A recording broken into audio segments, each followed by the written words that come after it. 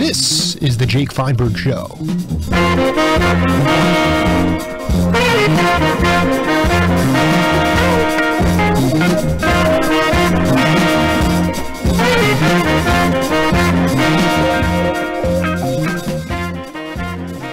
Folks, welcome inside the Parisi Palace, high above 2919 East Broadway. This is the Jake Feinberg Show on Powertalk 1210.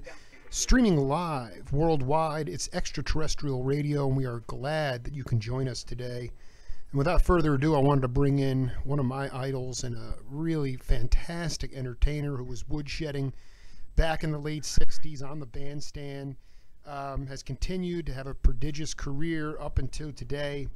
And next week, he'll be a guest of President Obama and Michelle Obama, the First Lady, hosting International Jazz Day 2016. Al Jarreau, welcome to the Jake Feinberg Show. Hey, Jake.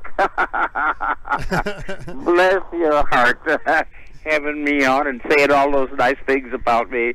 And isn't that sweet that we're going to have Washington, D.C. and the President hosting International Jazz Day? That's hey, man, that's right up there, isn't it? Well, I mean, I'll tell you, I just, my only wish was that it wasn't just one day. I mean, you really were on the bandstand woodshedding back in the 60s. You'd have an engagement for a month at a time, 3 weeks at a time. And I get that they're doing this big blowout day, but there's something to be said for playing in the same venue for multiple days at a time, for the audience to get to know you really as a person. And I think that's one reason there's a lot of issues going on with jazz and with the different languages of music today, is because people don't get a chance to know these cats like yourself, because everything is so transient now, 26 gigs and 24 nights, that kind of stuff. Yeah, well, you sure touched on something that is part of ancient history, where there was the opportunity to spend some time with folks during an engagement. Right. It's become such a commercial venture for all the parallel professions, you know, promoters and agents and all of that. Those niceties kind of go by the wayside in order to get people in the seats and get them in and out. So yeah, I think it's one of the problems, in fact, Jake, that just as you're suggesting, of our appreciation these days for music. It's a different audience these days. It's a different promoter. I mean, you and I, and there's some people who called a friend and say, "Come over, I just got the new so and so album. Let's bring a burger and let's listen to the whole thing. Remember so and so that sat in on this." I don't know. I don't think it's like that anymore. Right. I think music is in passing, just like it's in passing when we're on an elevator, and I kind of feel that elevator music, you know, it numbs us. It's being just everywhere and being so insignificantly present that we get numb to it, and there's a different kind of appreciation. So I don't get to town and get to stay in town, come to the radio station, and so we do miss that real personal touch. But, you know, having said that, the United Nations getting involved with the Thelonious Monk Institute 5 or 6 years ago, and making sure that this brilliant form of music called jazz, you know, basically invented in America and played all over the globe now. It's amazing. I was just in Germany. These cats are playing music like boys from, like people from Chicago. Yeah, they're blonde-haired, blue-eyed guys. Oh man, you'd fall on the floor. Same in Paris. Big band, man. Just hauling the wood. I'm telling you, and playing solos that would just would make you go, oh my goodness, train would, oh my goodness, this, oh my. So yeah, this music that has always had that aspect of joy and happiness and peace on the bandstand, and this ambassadorship that the early ambassadors took around the world and gave people a glimpse into what happens in a democracy when you have a kind of freedom to be yourself, do what you want to do, and join with some other people and make a music that is fresh and new and exciting, played spontaneously with joy. That excited people, man. I'm telling you, people talk to me today about having had to listen to my music in a closet somewhere because somewhere in a Soviet country they weren't allowed to listen freely to what I was doing. So jazz is just a really important force, and I'm just tickled to death that the Obamas and of course the United Nations with UNESCO has decided to be a sponsor of Jazz Day internationally. 180 countries, on one day saying, "Yay, jazz!" Thank you. No, we have a game on this program called Name That Voice. I want to play this voice for you right now. Take a listen to it, and we'll come back and break it down. Okay? Mm-hmm. I wound up making some tapes, which I just released with the first volume of. But actually, Pete if he had stayed, would have wound up on that particular album for Al Jarreau with the George Duke Trio. And but in this case, it happens to be Al Checky, John Hurd, and myself. And from 1965, and we just there'll be 2 more volumes of it. Doesn't sound the greatest, but it's historical gold, I think. George, I want to tell you, kind of where we began before we started recording. All right, that's a wonderful clip. Wonderful, George Duke. Yeah, well, listen. This is a part of your history that, again, I am not into preservation. My parents were librarians. I'm into promotion of leadership, love, overcoming adversity, and the lineage of music. And Al Jarreau started his career at the half note with Al Checky, John Hurd, and George Duke. And I want you to break that down because I interviewed George 4 years ago, rest his soul. And I want you to tell us about how that came to be. Well, yeah, very important part of my life and career, and you got it right. I was discovering my voice. I had been in Milwaukee playing with Les Zimber, who was a pianist from Hungary, who sat me down to listen to the jazz greats, including Diz and Train and Miles and those guys, and Bill Evans, and said, "Listen to these guys, and this is the stuff, baby.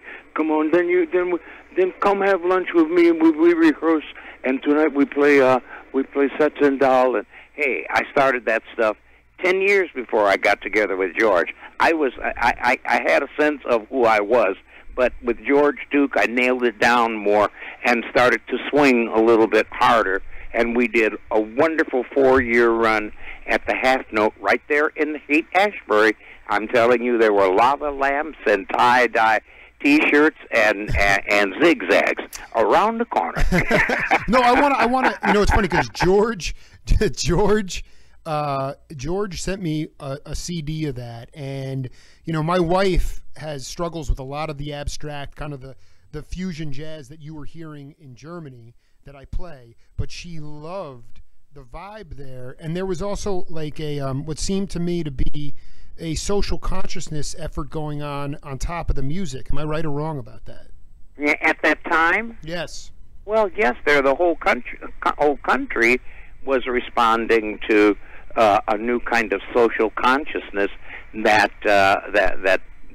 where civil rights and the anti-war movement were really important things that we were talking about during those days. So, yeah, kids were leaving home and going to the Haight-Ashbury where they could be with other young people from the University of San Francisco and from Berkeley who were getting together and saying, "No more war, and let's stop making chemicals to bomb people with."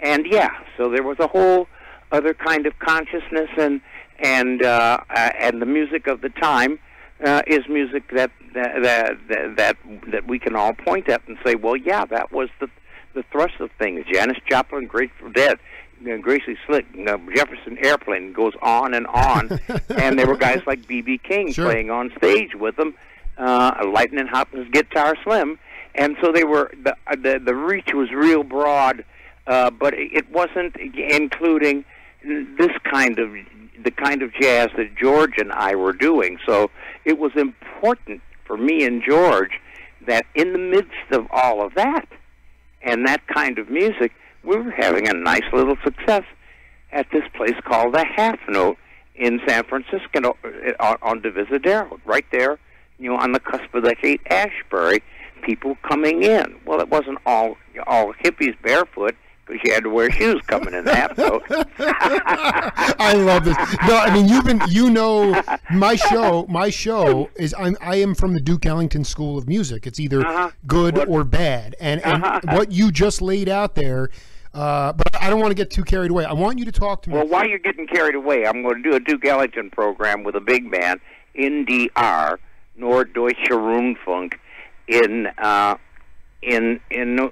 November. We'll do a bunch of cities in Germany. If we get lucky and the program is well liked, we might find our way to a few choice venues here. It's just, to me, it's the irony of this International Jazz Day. Yes, jazz is an international language now, and it's really good that you're incorporating a completely world sound, but make no mistake, jazz came out of the blues, which came out of the church, which came out of this country, and it is a Black American art form. So how much of this quote-unquote laziness has to do with the fact that people, by and large, our country does not want to accept where the roots of the music came from?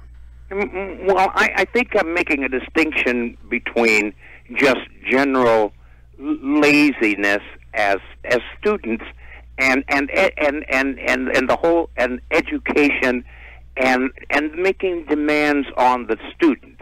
I'm talking about that as one thing. Mm-hmm. You bring up a whole other aspect of why jazz has gone underappreciated in America, and I think you're quite right that there's something that its blackness has had a problem, crossing barriers in America. We're still embarrassed by the barriers that blackness is having to deal with right now today. And it's part of the discussion going on with our presidential candidates, So no great surprise that jazz has had a difficult time because it's black of its black origins. Well, I promise you, there are a lot of people who've gotten beyond that, and there's an openness and excitement about learning new things, a curiosity, and people in Germany and France have are the new centers for jazz. We're doing okay. Lincoln Center okay too, but I'm telling you, there are more jazz festivals over there these days to embarrass us about what we're doing of the same sort with jazz festivals and making jazz music available. Do you? This is so interesting. Talking to Al Jarreau here, just a legend. We'll be performing next week at the this weekend, in fact, at the International Jazz Concert hosted by Barack and Michelle Obama. I'll be the first to tell you. I mean, as a 38-year-old father of two, I started my show 5 years ago because I was appalled at the treatment that Barack was receiving at that time. Well, there it is. All right, but it's embarrassing. I guess, do you see any kind of nuanced opportunity at this International Jazz concert for you, Al Jarreau, to sort of activate that social? I know what's going on. Black Lives Matter. It's going on in a different way now, but through the music, like with you and Duke at the Half Note, when there was that social consciousness, is there a way to sort of put it on the map in the States? Because I talk to a bunch of cats that go to France or go to Europe. I mean, they'll have a jazz festival on the top of a hill. You'll say, how is that going to happen? 2,000 people show up. So it's like, is there a way for you to get a socially conscious message across that might have some resonance on this International Jazz Concert? Well, I'm always looking for that spark of inspiration. Come on, God, tell me how to do such and such. I'm always looking for that, and so I haven't come across what that little aspect of that spark of inspiration that may cause things to kind of catch fire in a different kind of way. But I'm not alone.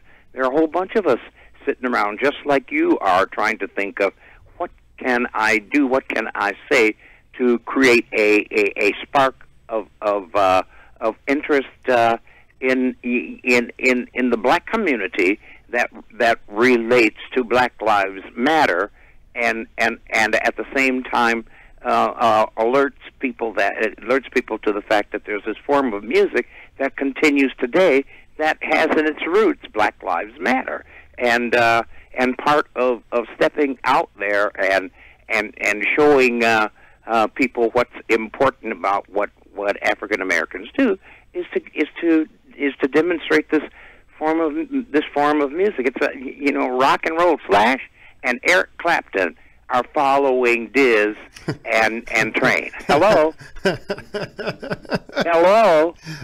Improvise. Right. Learn your instrument, get the discipline together, learn your instrument, and then be free. Then get free. These are a couple of the most wonderful attributes that jazz brings as an opportunity to the player. And okay, but I'm going to counter you here in that Gary Bartz, the horn player I talked to last week on my show, and he made an interesting observation about younger students, where you guys grew up in auditory fashion. You were able to pick out a song through ear. Okay. Mm-hmm. Now younger cats are growing up learning to read. Yeah. So they're reading music before they can even pick out a song through hearing. So it's very hard. That's not how Beethoven or Mozart or Louis Armstrong or probably Al Jarreau learned. And so they're learning backwards. And it's harder to develop your own individual sound. You can have monster chops, but if if your ears are locked, it's going to be hard to improvise, don't you think? Well, you know what? I haven't been aware that's the tendency today